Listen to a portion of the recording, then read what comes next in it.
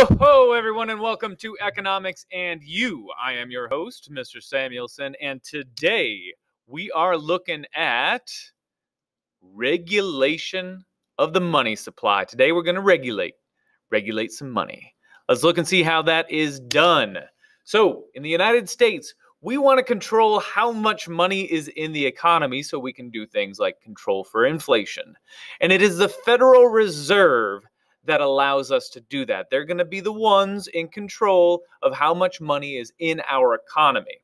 Now, one way that they can do this is they change something called the reserve requirement. The reserve requirement is simply the percentage of deposits at a bank that the bank has to actually keep in their vaults or on their computer, readout of their actual deposits. But the bank has to hold a certain amount of money. That is called the reserve requirement. And typically, if we're looking at like a 10% reserve requirement, then if they receive $100 in a deposit from somebody, 10 of that actually has to remain within the bank. The other 90 gets loaned out into the economy. So it exists out in that economy as a loan as well as in your bank account. And this way we get a lot of money out in the economy. Now, when we increase the reserve requirement, we're telling the banks that they need to hold more in their vaults. They need to hold more money, which means less money is being loaned. Less money is being added to the economy. Now, these loans would decrease as the requirement goes up and less money is in the economy. Now, when reserve requirements increase, the money supply decreases and vice versa. If the economy, if the Fed were to then say, hey, we need to get more money into the economy, we need to stimulate things, we're heading toward a recession, we need more money out there, they would decrease the reserve requirement and banks would loan more money. All right, another way they do this is with interest rates. And there are three different interest rates that we will talk about. The first is called the discount rate. If a bank wants more money, they can literally go and borrow that money from the Federal Reserve. This isn't done all that often, but it is a tool that they have. The banks go to the federal government and borrow money. And when they do that, they do it at a low interest rate. They have to pay the government back, the Fed back. But that interest rate is very low. This is a way that the government can actually make money by loaning to banks. Now, the Fed can increase or decrease this discount rate, and the laws of supply and demand kick in.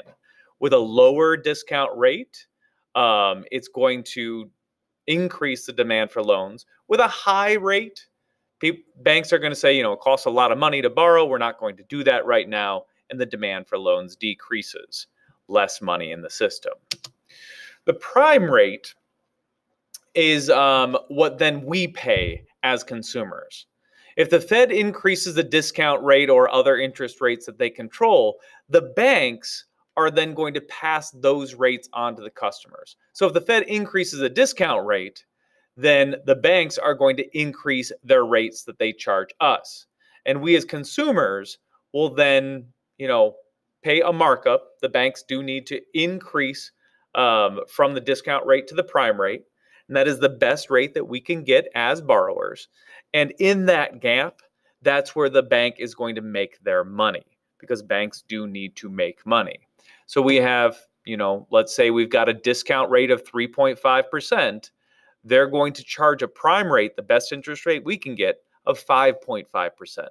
That 2% difference is going to be where the bank is making their money on these loans. All right, the federal funds rate. This one's kind of tricky, but it's important for us to understand.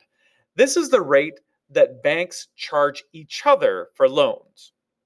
Now, why would Bank of America loan money to Chase Manhattan? Well, it would happen if at the end of the day, Chase Manhattan had less money in their accounts than the reserve requirement demanded. If they had to have 10% of their total deposits in their bank, and at the end of the day, they were at 9.5%, they're short. They have to make up that difference. So they might go to the Bank of America and say, hey, we want to borrow money from you. Can we borrow from you at a better rate than the discount rate from the Fed? That is, are you going to charge us less interest? And Bank of America is going to say, do you know what? We want to make a little bit of money here. We'll make a little bit of money here. We'll charge them a little bit less than the discount rate. And they'll, make that exchange. Usually when you hear of the Fed raising interest rates or talk about interest rates, it's going to be this one because it's the one that affects banks on a daily basis. All right, open market operations. This is another way that the Fed can change the money supply. Apart from setting those interest rates and reserve requirement, this is another tool that is frequently used. And they do this by buying and selling treasury bills or T-bills. T-bills are essentially loans to the public or to businesses or to whomever wants to loan money to the US government. These are considered the safest investments that you can make. T-bills are better than gold. Their value is going to hold. The T-bill is a loan to the US government, which pays you a small amount of interest. You're not going to get super wealthy investing in treasuries, okay? But it is a way to keep your money safe. When the federal government, though, sells you a treasury bill or a treasury bond or any one of these, they're actually taking your money out of the economy. So if an economy is facing a lot of inflation, there's too much money out there, the government might say, hey, we're going to purchase a whole lot of treasuries right now. So they put out good interest rates on treasuries, make them really appealing. A lot of Americans go out and buy a lot of treasuries, and now their money's out of the economy. And prices, inflation comes back under control. And these are all reasons why the federal government would do that. Okay, that was it for today on that regulation of monetary policy. I hope that you were able to learn something today, and I will see you next time. Farewell.